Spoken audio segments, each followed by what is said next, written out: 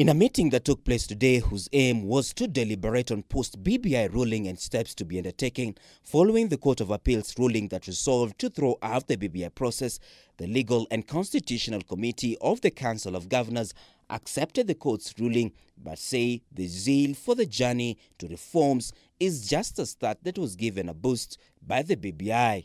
In the spirit of honoring the rule of law and constitutionalism, respects and will abide by the judgment of the Court of Appeal. This seems to mark the end of the road for constitutional amendment through popular initiative and Article 255 of the Constitution, but this is not the end of the journey for constitutional reform. The spirit and the dream of BBI as per the Council in ending divisive elections that result in electoral violence, ethnic antagonism, CAG says, is still rife and believe that BBI was the cure that the country needed. The basic structure doctrine limits the amendment power. They further noted that they would explore alternative avenues such as Parliament to ensure that revenue to counties increases to at least 35% of the shareable revenue. This, according to CAG, will take into consideration issues that touch on counties that do not require referendum.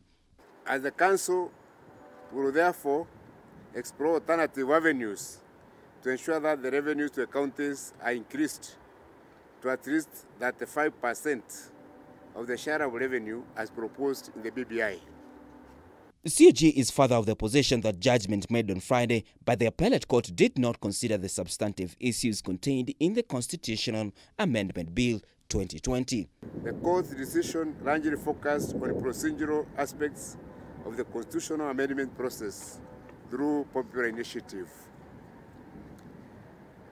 We note that there are clauses that can be amended through a constitutional amendment bill and Article 256 of the Constitution of Kenya, which does not require a referendum.